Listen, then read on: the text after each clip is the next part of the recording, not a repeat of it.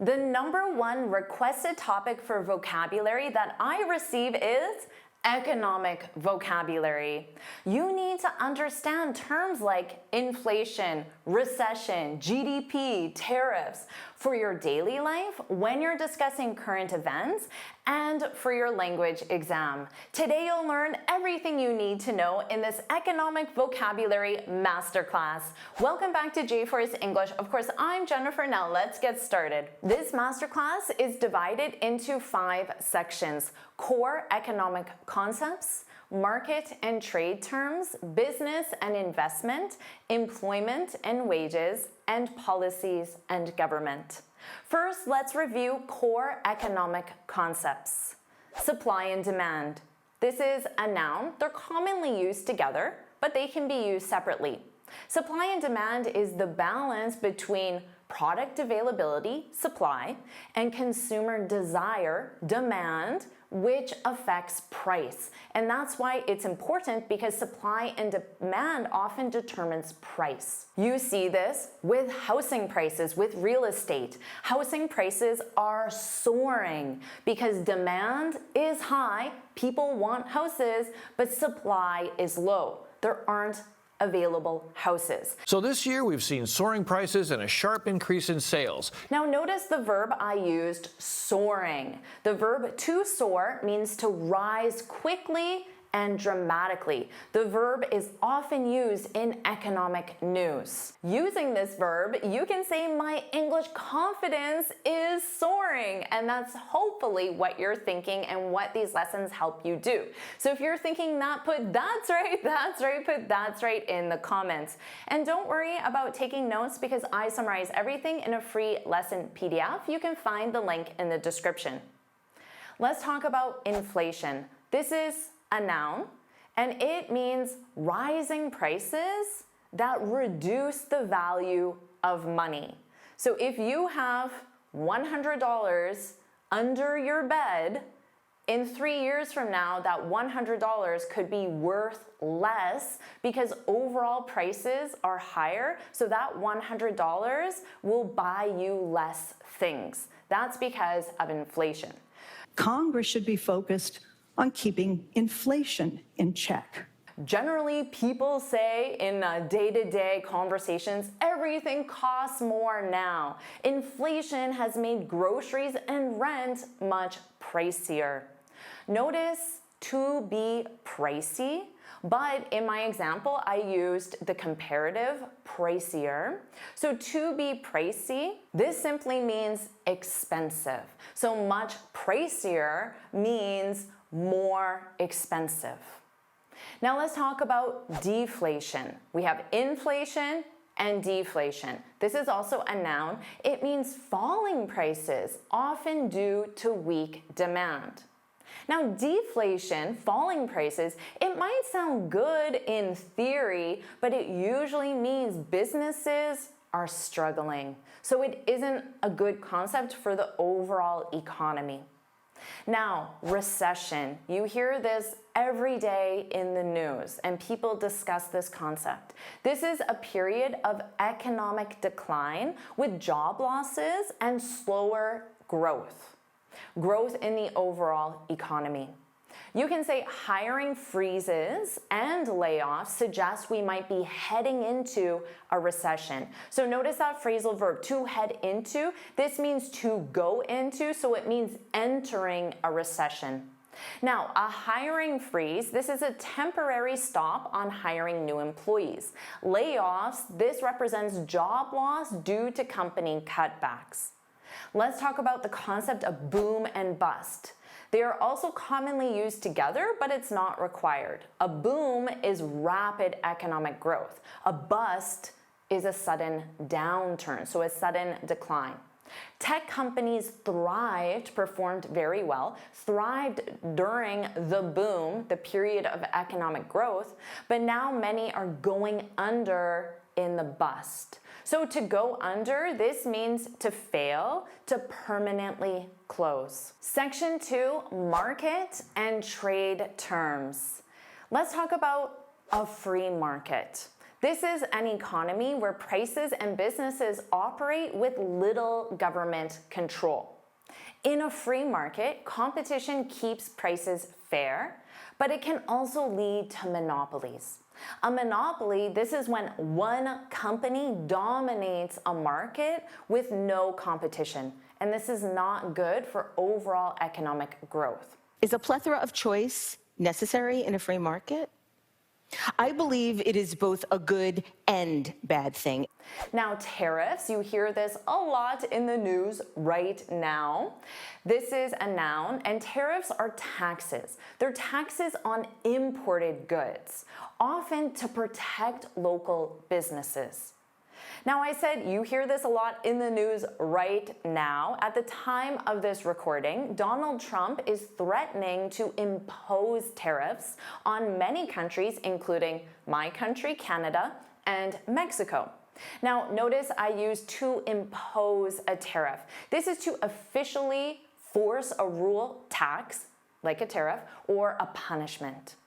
Now, I also used the word imports. So let's talk about imports and exports. Of course, imports are goods brought into a country, and exports are goods sold abroad, exiting the country.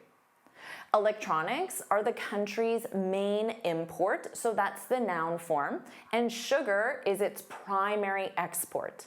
Notice I use main and primary. They're interchangeable and commonly used with import and export. Now, you can also use the verb form, and you can say the US imports a lot of oil. So notice it has that S because it's the present simple conjugated with the subject, the US, third person singular. The US imports a lot of oil while it exports agricultural products like corn. So oil is entering the country, corn is exiting the country. Let's talk about trade deficit and trade surplus. So a trade deficit happens when a country imports more than it exports. And then a trade surplus, well, it's the opposite. It's when a country exports more than it imports. So the country's trade deficit is growing because it buys more from other nations than it sells. Is that we have a food trade deficit and food trade surplus at the same time. We ship cheap food out into the world, and we got to reach beyond our borders to import the food that's most important to human health. Let's talk about a bubble. This is a noun. So a bubble is when asset prices rise far above their true value. The real estate bubble burst in the US in 2008. Did you read about that? Now, notice I used burst. In my sentence, it is a verb, but it can also be used as a noun. And to burst or a burst is the sudden collapse of those inflated prices. So inflated means they're bigger than they should be, and then burst is when they go back down to a smaller size. Section 3, business and investment. Let's talk about a market crash. This is a sudden and sharp drop in stock prices. So the 2008 market crash wiped out billions in retirement savings. You can also say the 2008 market crash happened when the real estate bubble, the inflated prices, when that bubble burst.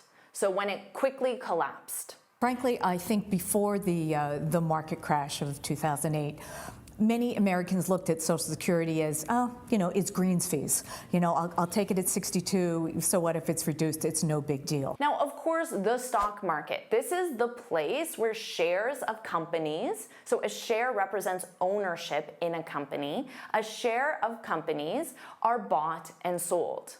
The stock market dropped today, or the stock market rose today. You can use both of those. And every day the stock market does both. It drops and it rises, usually like this every day. Now let's talk about a bull market and a bear market. Have you heard these terms? A bull market is when stock prices trend up over time. So it's not just today. It's over a period of time. So this represents a strong economy. A bear market is when stock prices trend down over time. So not just for a day or a week, it's a longer period of time. It's a trend.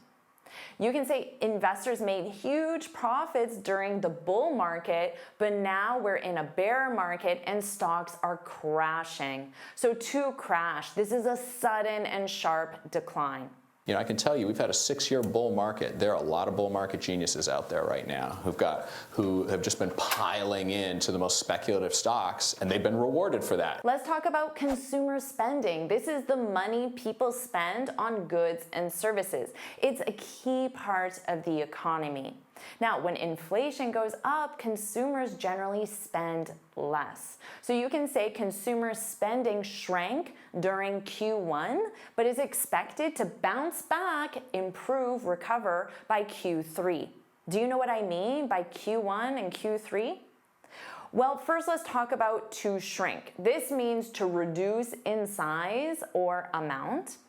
And for Q1, Q3, this represents the fiscal year. The fiscal year, which is 12 months, but it's not the calendar year. The fiscal year is generally divided into 4 quarters, and those quarters are Q1, 2, 3, Q4, and each lasts 3 months. So Q1 represents January, February, March, if you use the calendar year as your fiscal year, which isn't a requirement.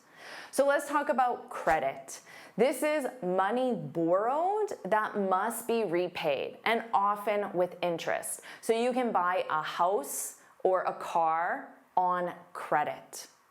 Now, higher interest rates make it more expensive to buy a car or a house on credit. Section 4, employment and wages.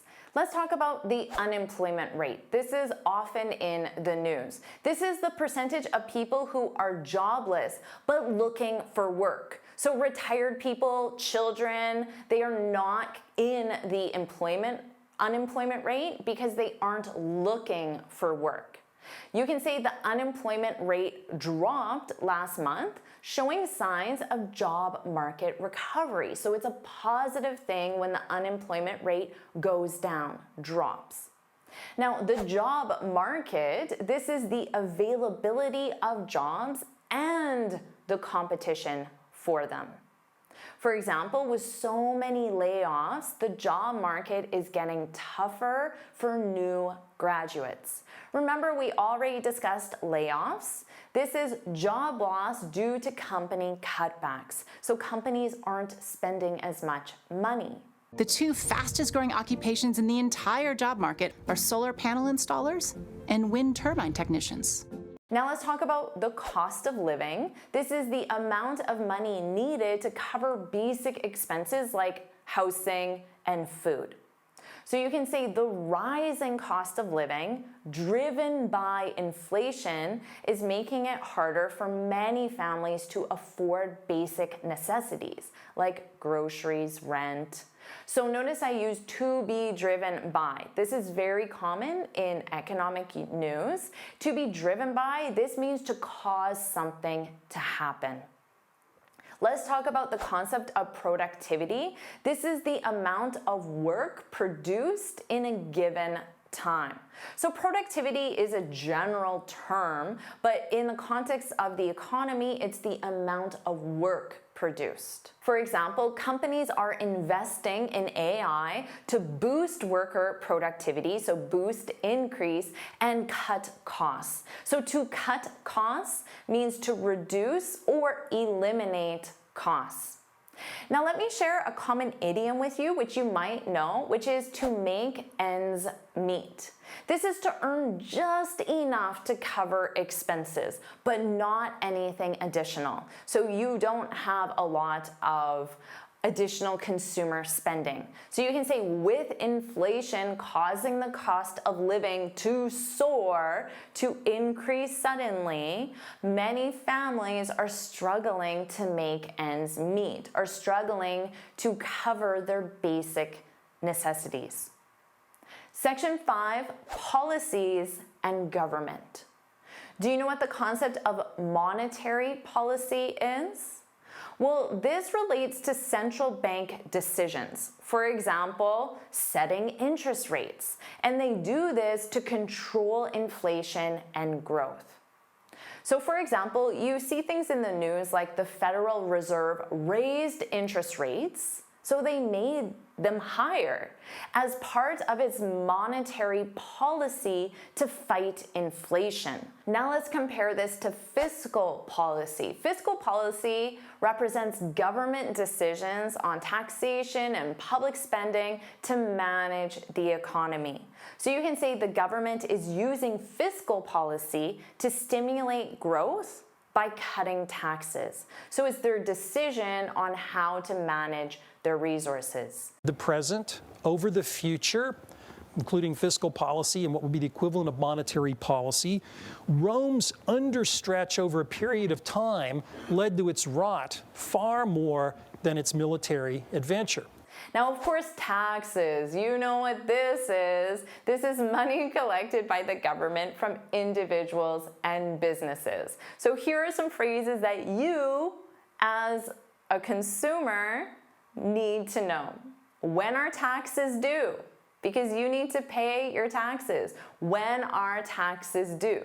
When is the deadline, so the final date, the deadline to file taxes, to submit taxes? So you can use to submit taxes, but we commonly use the verb file, to file taxes. Now let's talk about national debt. This is the total money a government owes. So it's the debt, the amount owing. There can be consumer debt, personal debt, but national debt is what your country owes. So you can say the national debt is soaring, increasing sharply, as the government borrows heavily to cover its budget deficit. So a deficit or a budget deficit, this is when spending exceeds revenue.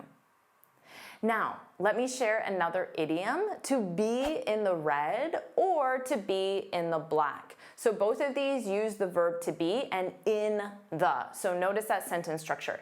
If you're in the red, it's bad. You're losing money. That's why a lot of companies will say, we're bleeding, because red, blood, and it's gushing out of them. It's like money is leaving them. We're bleeding, we're in the red. In the black, that's positive. It means the company is profitable. So you can say after years of being in the red, so remember, you need the verb to be. In this case, it's conjugated in the gerund form because our preposition of. After years of being in the red, the new technology helped the company cut costs, reduce costs, eliminate costs, and move into the black. So we commonly use the phrasal verb to move into to talk about the transition from one category to the other. Now this may be a lesson you need to review again and again because these terms may be new to you and may be intimidating, but I promise, watch it again, review the lesson PDF. You can get it in the description, and I know you will have no difficulty understanding these concepts when you see them in the news or when your family, your coworkers, your friends are discussing economic issues because they affect all of us. So do you want me to keep helping you understand and learn advanced vocabulary? If you do, put let's go, put let's go in the comments. And of course, make sure you like this lesson, share it with your friends, and subscribe so you're notified every time I post a new lesson. And you can get this free speaking guide where I share 6 tips on how to speak English fluently and confidently. You can click here to download it or look for the link in the description. And here's another lesson I know you'll love. Make sure you watch it now.